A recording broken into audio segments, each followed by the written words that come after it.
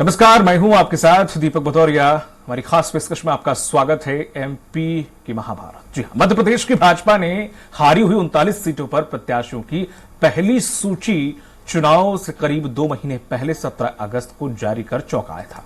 उसी तरह दूसरी सूची के कुछ नामों ने भी चौंकाया है। इसमें भी 39 प्रत्याशियों के नामों की घोषणा की है। भाजपा की लिस्ट में ये 39 का आंकड़ा भी चर्चा में है। सबसे ज्यादा हैरान करने वाला नाम केंद्रीय मंत्री नरेंद्र सिंह तोमर और बीजेपी के राष्ट्रीय महासचिव कैलाश विजयवर्गीय का है। तोमर और विजयवर्गीय की भले ही प्रदेश की राजनीति में फिर से वापसी हो रही है, लेकिन अब तक केंद्र में सक्रिय भूमिका निभा रहे इन दोनों दिग्गजों को टिकट देकर मोदी शाह ने कई संकेत दे दिए हैं। प्रदेश बीजेपी चुनाव प्रबंधन समिति के संयोजक तोमर को मुरैना जिले की दिमनी सीट से टिकट दिया गया है। वहीं इंदौर 1 से सीट से बीजेपी के राष्ट्रीय महासचिव कैलाश विजयवर्गीय को उम्मीदवार बनाया गया। दोनों सीटें फिलहाल कांग्रेस के कब्जे में हैं।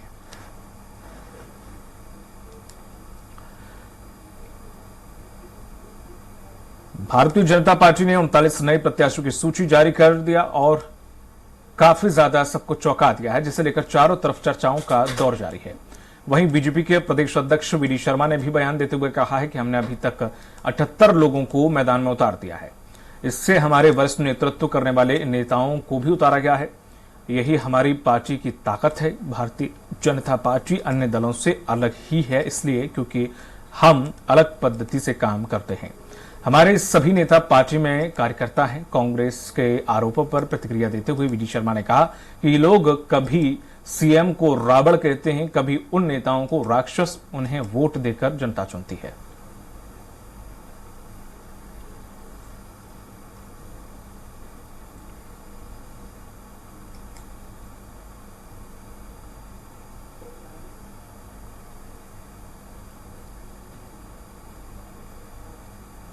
पार्टी के हमारे केंद्रीय नेतृत्व ने 39 नए प्रत्याशियों की घोषणा की है। पहले 39 प्रत्याशी घोषित किए थे। हम सब थोड़ा कार्यकर्ता महाकुंभ की तैयारियों में जुट गए थे, लेकिन ये भारतीय जनता पार्टी ही है जो कॉन्फिडेंट होकर के पहले 39 किए, फिर 39 कर दिए। अभी तक 78 कितने होंगे? 78 कार्यकर्ताओं को मैदान में उतार दिया है। ये भारतीय जनता पार्टी के हमारे नेतृत्व का विल पावर है।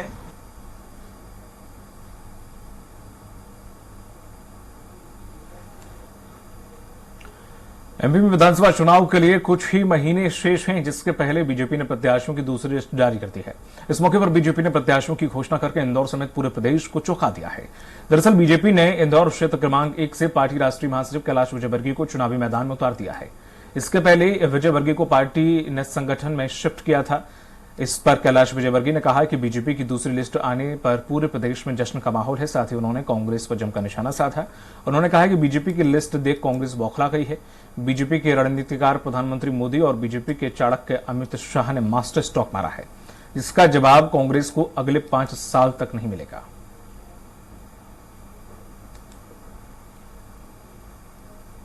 उनको ऐसा लगता है कि घबराहट है, पर वो अभी होश में है क्या? पूछो जरा। पूरी कांग्रेस बेहोश पड़ी है जैसे दूसरी लिस्ट आई वैसे। और अब चुनाव के बाद ही होश आएगा सबको, क्योंकि जो हमारे भारतीय जनता पार्टी के गृह मंत्री हैं, जो बहुत चाणक्य हैं वो, और उनसे राजनीतिक लड़ाई लड़ना, ये 100 कमलनाथ जी और 100 दिग्विजय सिंह जी और 100 सुरजेवाला आ जाए तो भी उनके बराबर ही नहीं कर सकते। इसलिए अब ये अगले 5 साल बाद इसका कोई तोड़ ढूंढ पाए तो ढूंढ, तो अभी तो नहीं है उनके पास। आगामी विधानसभा चुनाव में नरसिंहपुर से बीजेपी प्रत्याशी बनाए जाने पर केंद्रीय राज्य मंत्री प्रहलाद सिंह पटेल ने कहा है कि यह है उनका सौभाग्य कि पार्टी ने उन्हें विधानसभा चुनाव लड़ने के लिए भेजा है। उन्होंने नरसिंहपुर में बीजेपी की एक तरफा जीत का दावा किया। केंद्रीय मंत्री प्रहलाद सिंह पटेल से खास बातचीत की स्वराज संवाददाता अरविंद दुबे ने।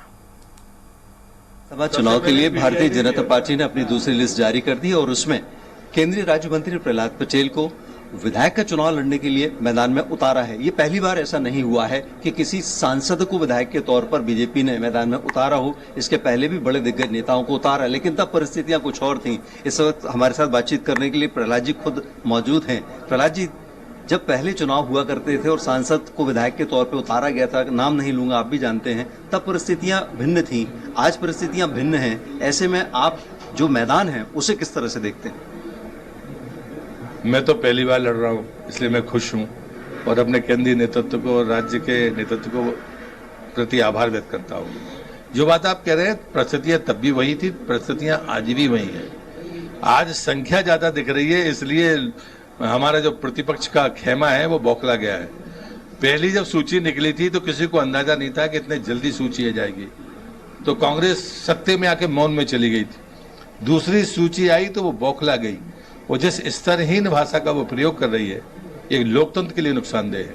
और यदि वो ये कहते हैं तो मेरे जैसा आदमी कांग्रेस को चुनौती देता है कि फिर वो बताएं कि प्रहलाद पटेल को वो कौन सा वाला मानते हैं, तो मुझे लगता है ज्यादा अच्छा होगा, जनता को फैसला करने में सुविधा होगी। आप तो राजनीति के वो धुरंधर बैट्समैन हैं, सचिन तेंदुलकर हैं, कि पिच कोई भी हो, सिवनी की हो, बालाघाट की हो, जबलपुर की हो, नरसिंहपुर की हो, कहीं भी बैटिंग के लिए भेज दिया जाए और आप बढ़िया बैटिंग करके आते हैं। नरसिंहपुर में क्या स्थिति बनाकर चलेंगे, क्योंकि वो तो आपका कार्य क्षेत्र है? वो मेरी जन्मभूमि है, कर्मभूमि है। मेरे अनुज वहां से लंबे अंतर से जीतते रहे और उन्हीं के इस आग्रह पर मैंने नरसिंहपुर की उम्मीदवारी स्वीकार की है और इसलिए मैं उनको साधुवाद देता हूं। और मैं ये मानता हूं कि नरसिंहपुर जिला एक ऐसा जिला है जो स्वाभिमान से राजनीति करने के लिए जाना जाता है और मुझे गर्व है कि मैं उस जिले में पैदा हुआ हूं। इसलिए वहां की जनता का आशीर्वाद मुझे मिलेगा और मैं चाहूंगा आपके माध्यम से भी कि नरसिंहपुर जिले की जनता का आशीर्वाद जैसा मुझे मिलता रहा है बुरे से बुरे समय में, आज भी उससे ज्यादा मिलेगा, ऐसी मेरी अपेक्षा है। सिर्फ एक आखिरी सवाल, इतने बड़े दिग्गजों को विधानसभा चुनाव में उतारने का पार्टी का मकसद क्या है? देखिए, अनुभवी लोग ही हैं सारे और इसलिए राज्य की राजनीति में उनको लाना। हम 20 साल से सरकार चला रहे हैं और अभी हमें आगे जाना है। मध्य प्रदेश सुंदर राज्य है, हमारे संसाधनों वाला राज्य है, संभावनाओं वाला राज्य है और संस्कार की दृष्टि से जो चर्चा पूरे देश में चलाई जाती है हमारे सनातन या हमारी विरासत की, उसके लिए सबसे बेहतरीन अगर कोई जगह है जहाँ किसी के साथ मतभेद नहीं होता, वो मध्य प्रदेश की धरती है और इसलिए मुझे लगता है ये फैसला बेहद दूरदर्शी और बेहतर फैसला है। शुभकामनाएं और ढेर सारी बधाई आपको। जैसा कि हमने सुना, प्रहलाद जी का साफ तौर पर यही कहना है कि मैदान कोई भी हो, बस वे चुनाव में लड़ने के लिए पूरी तरह से तैयार है। स्वराज एक्सप्रेस के लिए जबलपुर से अरविंद दुबे। बीजेपी प्रत्याशियों की दूसरी लिस्ट आने के बाद और नारायण त्रिपाठी का टिकट कट जाने के बाद नारायण त्रिपाठी खासे नाराज हैं। उन्होंने टिकट वितरण को लेकर बयान देते हुए कहा है कि बीजेपी ने सांसदों को विधानसभा प्रत्याशी बनाया, तो क्या अब विधायक सरपंच का चुनाव लड़ेंगे? युवा राष्ट्र की कल्पना करने वाली पार्टी बुजुर्गों को टिकट दे रही है, तो फिर मुरली मनोहर जोशी और आडवाणी से किनारा क्यों किया गया था? माना जा रहा है कि टिकट कटने के बाद त्रिपाठी खासे नाराज हैं। आने वाले समय में वो बीजेपी छोड़ कांग्रेस का हाथ थाम सकते हैं।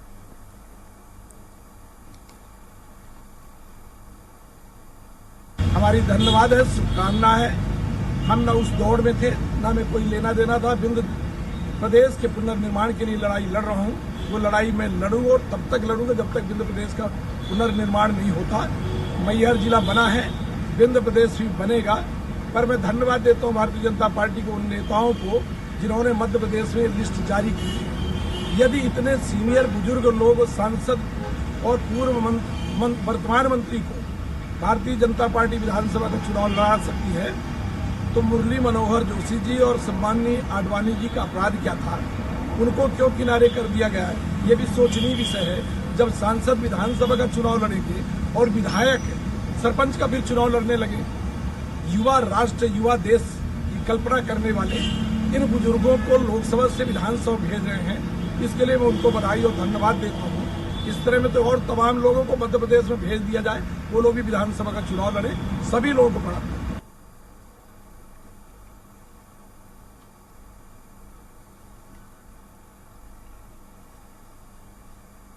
और इसी मुद्दे पर हमारे साथ डिस्कशन के लिए मौजूद हैं स्टेट एडिटर अजय त्रिपाठी जी। त्रिपाठी जी, जिस तरह से नारायण त्रिपाठी खुद बोल रहे हैं, ये भी चीज खुद उन्हीं के विधायक जो थे, हालांकि टिकट कट गया, नखा से नाराज हैं कि ऐसी क्या जरूरत आन पड़ी कि अब केंद्रीय मंत्रियों को और सांसदों को विधायकी का चुनाव लड़वाया जा रहा है, उन्हें प्रत्याशी बनाया जा रहा है। क्या ये बीजेपी का डर की वजह से है या फिर उन्हें ये कहीं ना कहीं ये कयास लगाए जा रहे हैं कि संघ की जो रिपोर्ट आई उसमें स्थिति काफी खराब दिख रही है, जिसकी वजह से इन्हें उतारा गया है? देखिए दीपक, बाकी चीजें जितनी हम लोग बातें करते हैं सब ये कयास हैं। मीडिया की रिपोर्ट, संघ का सर्वे, बीजेपी का सर्वे, ना हमने देखा, ना आपने देखा, ना नारायण त्रिपाठी ने देखा। किसी ने सर्वे देखा नहीं है, सिर्फ बातें होती हैं। पर जो अनुमान राजनीतिक विश्लेषक के रूप में अगर मैं बात करूं तो जिस तरह का ये आज का कल का टिकट फाइनल हुआ है 39 सीटों पर, ये साफ संकेत है कि भारतीय जनता पार्टी के जो रणनीतिकार हैं, अमित शाह हो या नरेंद्र मोदी, ये बात माननी पड़ेगी कि इस पूरे टिकट वितरण में कहीं से भी झलक नहीं मिल रही कि मध्य प्रदेश के नेताओं का कोई कंट्रीब्यूशन है। जो पार्लियामेंट्री बोर्ड में है या टिकट कमेटी में, स्क्रीनिंग कमेटी में, उनमें से किसी का कोई इसमें कंट्रीब्यूशन दिखाई मुझे नहीं पड़ रहा है। चाहे वो शिवराज सिंह चौहान हो, बीडी शर्मा हो, कैलाश विजयवर्गीय हो, या जो भी लोग, नरेंद्र सिंह तोमर हो, जो तमाम लोग चुनाव समिति में शामिल, उनका कोई योगदान इसमें दिख रहा है, उनके काम की कोई झलक दिख रही हो, कोई सलाह में दिखाई पड़ रही हो, ये इस सूची में साफ दिख रहा है। इसमें साफ दिख रहा है कि ये सूची सिर्फ वही है जो अमित शाह और नरेंद्र मोदी चाहते हैं, नंबर 1। नंबर 2, ये सूची ये आपको स्पष्ट करती है कि भारतीय जनता पार्टी की स्थितियां जो ठीक नहीं है, ऐसा लग रहा था। लेकिन बीजेपी की जो हायर क्लास की रणनीति है, जिसमें नरेंद्र मोदी शामिल हैं, अमित शाह शामिल हैं, ये मान के चल रहे हैं कि इस बार का चुनाव हर हाल में जीतना, उसके लिए कोई भी दांव लगाना पड़े। और इसीलिए 7 सांसदों को, 3 केंद्रीय मंत्रियों को, तीनों तुर्रम खां जिसे कह सकते हैं अपनी भाषा में, जो सीएम पद के तमाम दावेदार, नरेंद्र सिंह तोमर सीएम पद के दावेदार हैं, कैलाश विजयवर्गीय सीएम पद के दावेदार हैं, प्रहलाद पटेल जी सीएम पद के दावेदार हैं, गाहे बगाहे फग्गन सिंह कुलस्ते का नाम भी इसके लिए चलता है, कई बार गणेश सिंह का नाम भी चला है, क्योंकि ओबीसी नेता हैं फग्गन सिंह कुलस्ते, आदिवासी बड़े नेता हैं। और ऐसे में इन लोगों को टिकट देना, ये मान के चला जा रहा है कि बीजेपी ने तय कर लिया है कि उसका जो नेगेटिव इफेक्ट कुछ भी हो, नेगेटिव बातें कुछ भी हो, कांग्रेस कोई भी आरोप लगाए, लेकिन ये मान के चल रहे हैं कि इस बार हर हाल में चुनाव जीतना है। और इसलिए सारे दिग्गजों से मैं आपको थोड़ा सा यहाँ पे विराम चाहूंगा। हमारे साथ कांग्रेस और बीजेपी के दोनों नेता जुड़ गए हैं। के मिश्रा जी जुड़ गए हैं कांग्रेस से, और हमारे साथ बीजेपी से भी जुड़ गए बीजेपी के प्रवक्ता के मिश्रा जी। जिस तरह से देखा जाए, ये टिकट कांग्रेस हालांकि इसे ये कह रही है कि अब इनके पास बच्चे नहीं है, इस वजह से अब केंद्रीय मंत्रियों को उतार दिया गया। इनके पास ऐसे कोई बड़े चेहरे नहीं थे, जहां पर हालांकि ये जो कुछ सीटें ऐसी हैं जो कहा जाता है कि कांग्रेस का अभेद किला है, लाहौर सीट हुई, ऐसे तमाम सीटें हुई, तो इस पे इस पूरी कवायद से बीजेपी कह रही है कि कांग्रेस डरी हुई है। कांग्रेस का क्या कहना है? देखिए, भारतीय जनता पार्टी कुछ भी कहे, यह स्पष्ट तौर पर परिलक्षित हो रहा है कि माननीय कमलनाथ जी के बोरा के आगे पूरी भारतीय जनता पार्टी ध्वस्त है, और वो अपने आप अंदर ही अंदर यह समझ रही है कि उनका राजनीतिक अंत्येष्टि अब होने वाली है। जिस तरह माननीय प्रधानमंत्री जी और केंद्रीय भाजपा के नेतृत्व ने अपनी तोपों को तमंचा बनाकर प्रदेश के समरांगण में बैठाया है या उतारा है, यह उस भयाकांत होने का स्पष्ट संदेश है। ठीक है राजपाल जी, जिस तरह से के मिश्रा जी ने कहा है कि तोपों को ऐसी जगह पर उतार दिया गया है, तमंचे की जरूरत थी, इस पर क्या कहेंगे? क्योंकि देखा जाए तो ये बड़ा चौंकाने वाली लिस्ट है, चाहे वो राजनीतिक विश्लेषक हों, चाहे खुद आपकी पार्टी के लोग हों, और कई बड़े बड़े पत्रकार भी ये बड़े भौचक्के हैं कि जाहिर है, जैसे कि अभी हमारे स्टेट एडिटर भी यही कह रहे थे कि किसी की नहीं चल रही, साफ तौर पर अलग से लग रहा है कि मोदी और शाह जी की रणनीति ही चल रही है। देखिए, चुनावी रणनीति है और चुनाव को हम बड़ी गंभीरता से लेते हैं, और राजनीतिक दल के नाते कभी भी चुनाव को हल्के में लेना भी नहीं चाहिए, वो हम लेने की चूक करते भी नहीं। इसलिए हम उसको बहुत गंभीरता से लेते हुए एक व्यापक चुनावी रणनीति के तहत हमने इस प्रकार के उम्मीदवारों का समावेश करने का प्रयास किया है दोनों लिस्टों में, जो सर्वस्पर्शी है, सर्वव्यापी और सर्वभौमिक है। सर्वस्पर्शी से अर्थ मेरा यह है कि उसमें समाज के सभी वर्गों को, राजनीतिक क्षेत्र के सभी वर्गों के लोगों को उसमें समावेश करा। कुछ नए चेहरे भी है, कुछ अनुभवी वरिष्ठ चेहरे भी है, महिलाएं भी है, युवा भी है, सर्वव्यापी है। हमने इसको इस प्रकार से एक स्वरूप देने का काम किया कि जिनका व्यापक जनसंपर्क है, वो अपने क्षेत्र में व्यापक जनसंपर्क रखते हैं, जीतने की ओर अग्रसर है, उनको हमने लेने का काम किया है।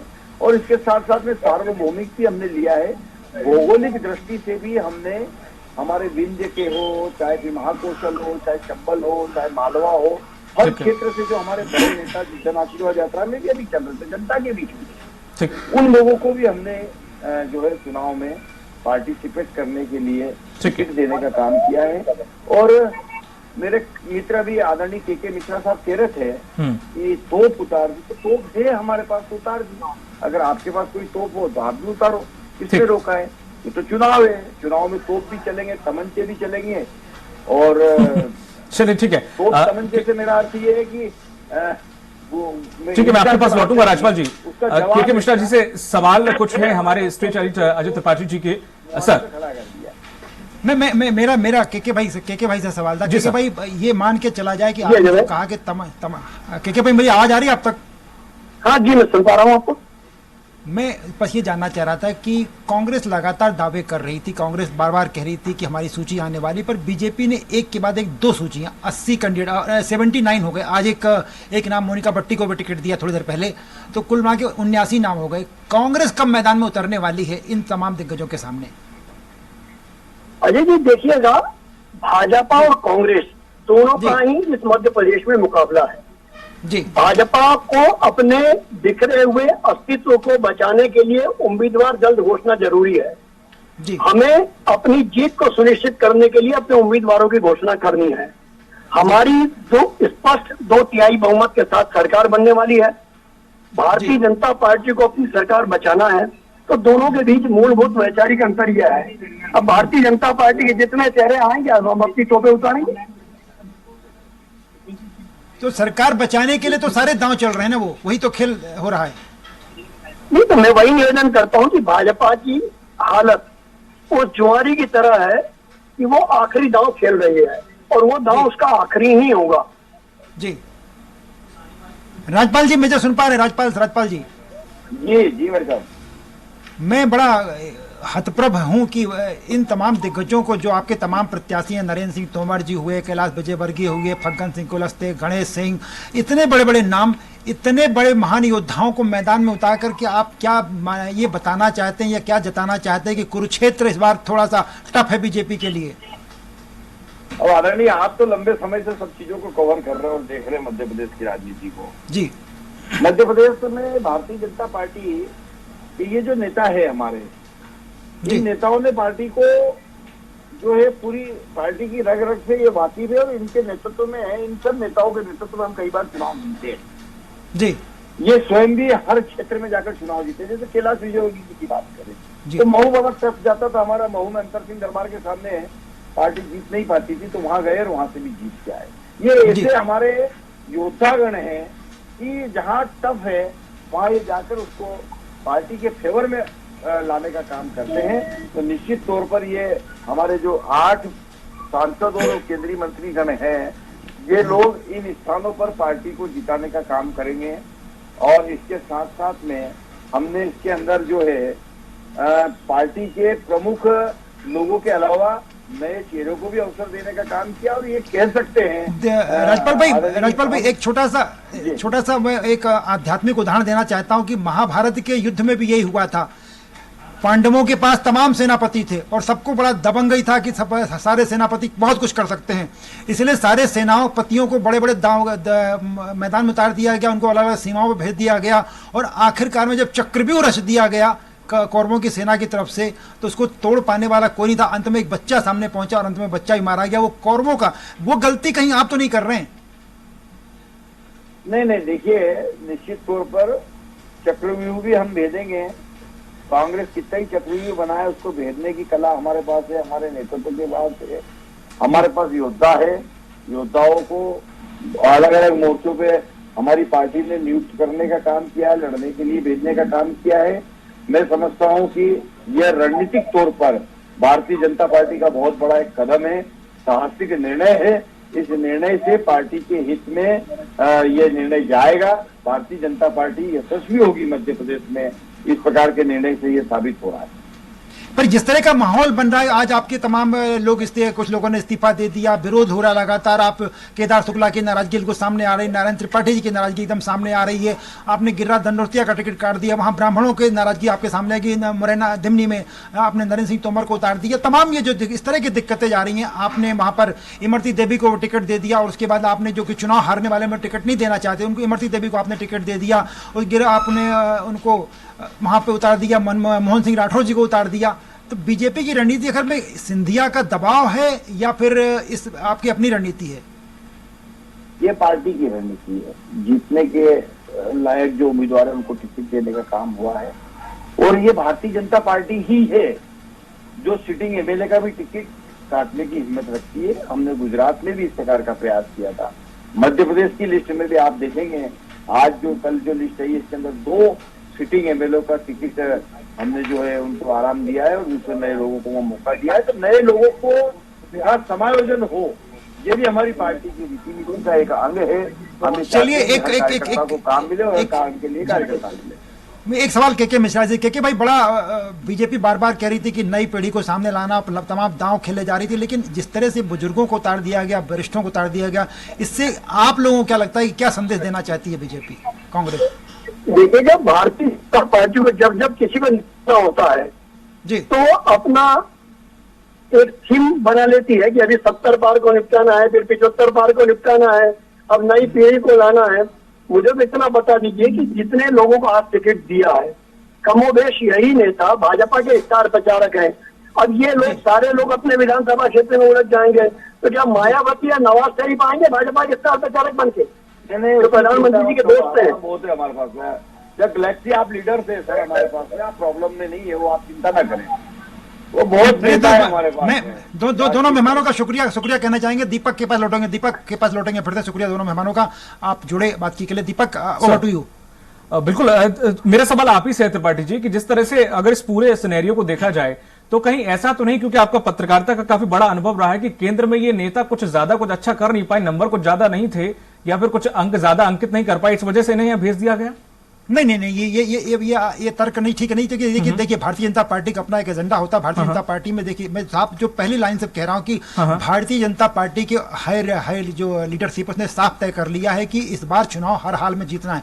आप थोड़ा सा अनुमान जाए, नरेंद्र सिंह तोमर को दिमनी विधानसभा क्षेत्र से उतारा गया। दिमनी वो कॉन्स्टिट्यूंसी है जो तोमर बाहुल्य सीट है, तोमरों की अधिकता होती है। वहां ब्राह्मण कैंडिडेट था बीजेपी के पास जो सिंधिया खेमे से आया, गिरिराज दंडोतिया पिछली बार चुनाव हार गए, उनको रविंद्र सिंह तोमर जो कांग्रेस के तोमर प्रत्याशी थे उन्होंने चुनाव हार दिया, इसलिए तोमर बनाम तोमर का खेल किया गया। और आपको याद होगा कि 4 दिन पहले हमने ही खबर चलाई थी कि रविंद्र सिंह तोमर जो कांग्रेस के एमएलए, वो नरेंद्र सिंह तोमर के दिल्ली वाले बंगले पर करीब 4 घंटे की बैठक हुई है। ये रणनीति साफ करती है। अब आप चलिए थोड़ा सा कैलाश विजयवर्गीय, संजय शुक्ला और कैलाश विजयवर्गीय ब्राह्मण बाहुल सीट है। कैलाश विजयवर्गीय उन नेताओं में शुमार हैं जो मध्य प्रदेश की किसी भी कॉन्स्टिट्यूंसी से चुनाव लड़ने और जीतने की हिम्मत और क्षमता रखते हैं। कैलाश विजयवर्गीय को इंदौर 1 से लड़ाया गया, नहीं संजय शुक्ला, देखिए बीजेपी ये मान के चलते कि इंदौर 2, इंदौर 3 इनकी जीती जिताई सीटें हैं, लेकिन इंदौर जो 1 है वो बड़ी टफ सीट थी संजय शुक्ला की वजह से, क्योंकि संजय शुक्ला धनाढ्य व्यक्ति हैं और बाहुल्य व्यक्ति हैं और वो जीत सकते हैं, इसलिए कैलाश को उतारा गया है ताकि वो सीट सुरक्षित रहे। अब इंदौर 2 और 3 से किसी को उतार देंगे वो चुनाव जीत सकता है। यही स्थिति महू में है, महू में भी किसी को उतार दे वो बीजेपी ने ऐसा मुफित कर दिया, कैलाश विजयवर्गीय जीत सकते हैं।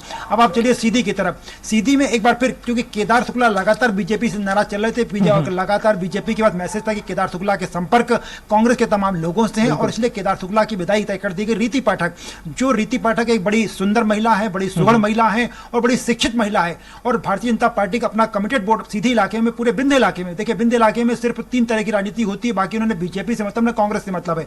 विंध्य इलाके में ब्राह्मण vote, Thakur vote, OBC vote, इनके अलावा अन्य कोई बात वहां पर नहीं होती। रीति पाठक क्योंकि ब्राह्मण परिवार से हैं और बड़े ठेकेदार परिवार की बहू हैं वो, और वो सांसद लगातार जीत रही है, तो ये मुझे लगता है कि बीजेपी का अपना कमिटेड वोट और ब्राह्मण वोट जो होगा वो रीति पाठक को मिलेगा, तो केदार शुक्ला को वहां पर निश्चित रूप से एक नई चुनौती मिल सकती है।